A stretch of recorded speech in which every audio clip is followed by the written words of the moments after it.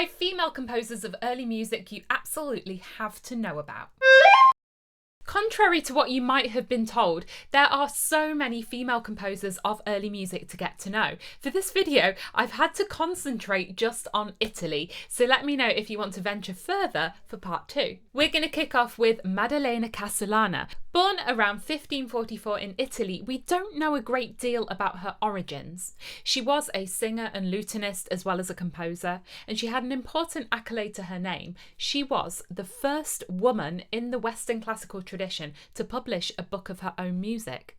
This was Il Primo Libro di Madrigali, published in 1568. These books contain dedications to Isabella de' Medici, from which we can deduce that Isabella was a patron of hers. The fact that Casulana had such a wealthy and influential patron would have been what enabled her to spend her time composing. And this question of how were these women able to be composers within the social structures and restrictions of the time is something we'll keep coming back to. This is one of my favourite of her madrigals, Ah, Possanza d'amor, the power of love.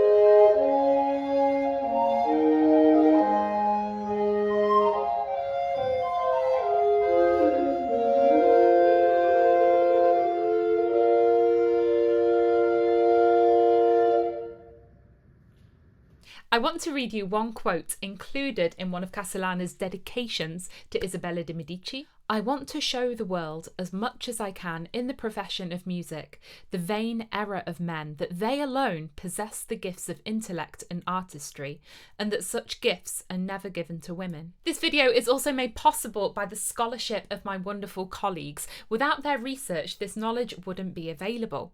At the end of the video, I'll give you some resources for more information, sheet music, and my sources are all in the description. Okay, let's go. Another prolific composer of madrigals was Vittoria Aleotti.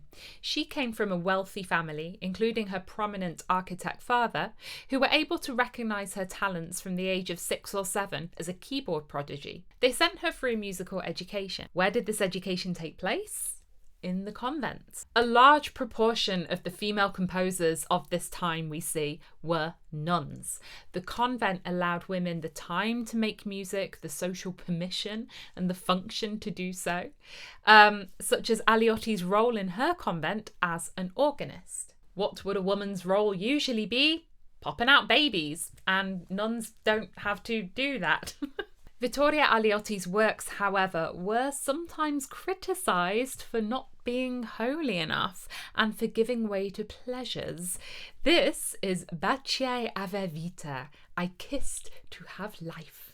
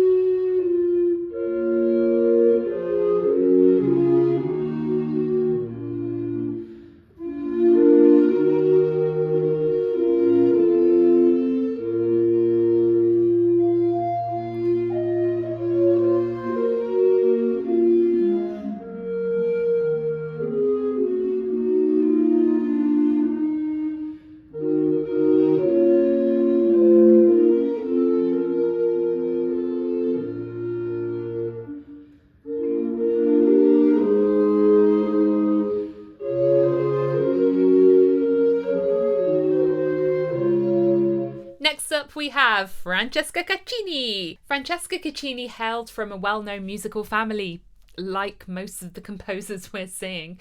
Her father was Giulio Caccini, author of the important treatise Le Nuove Musiche. As well as composing, she was a singer, a lutenist, a poet.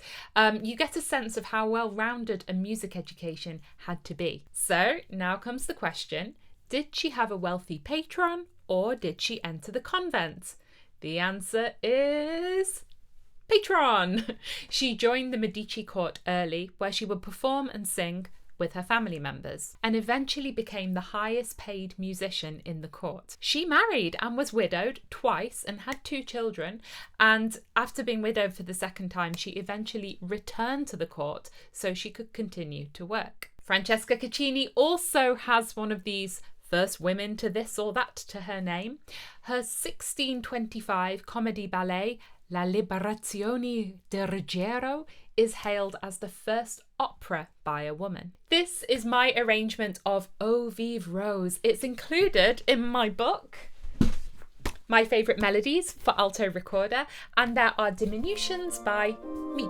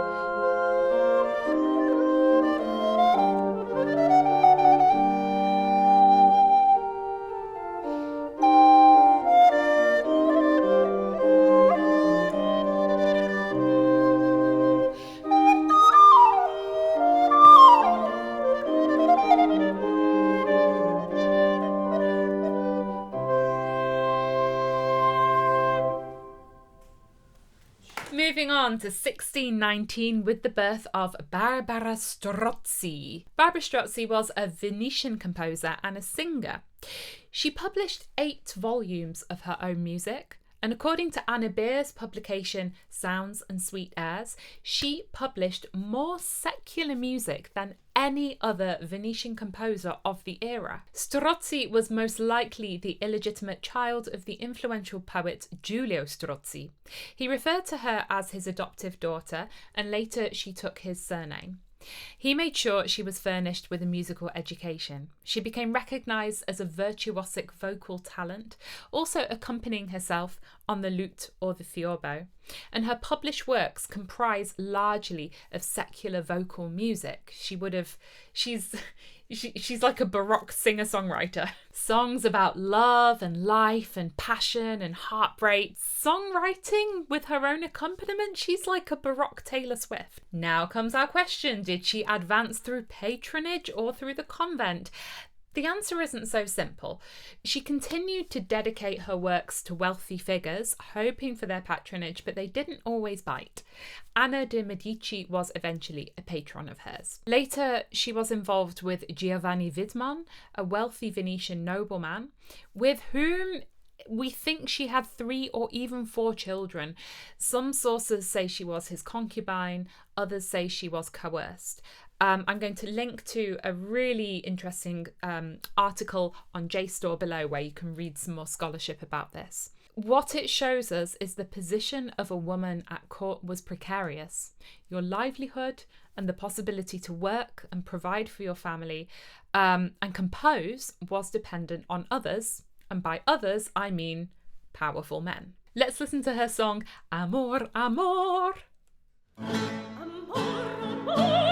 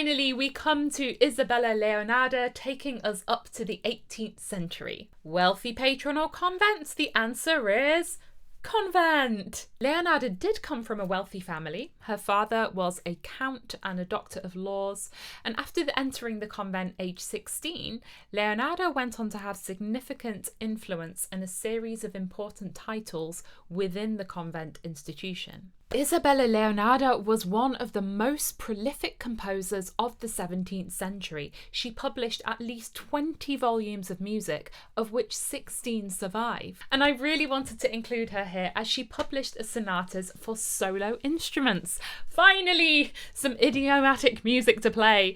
Her Sonato Duodecima has been arranged for recorder and published in a really great edition by Manfredo Zimmermann. I'll link it below. And the instrumentation is an important question here. At the time in the convent, you would be typically writing for voices together, writing motets, maybe writing for organ. Later on, as we go into the 19th century, one appropriate job for a lady musician would have been a piano teacher. So we see a lot of vocal and keyboard works. We know, of course, that vocal works translate beautifully to the recorder, but piano pieces not so much. The fact that we have a solo instrumental sonata by Isabella Leonarda is really great for us recorder players. And yes, Leonarda published a great deal of choral music too. Here is my quartet performing a snippet of her Ave Regina Colorum.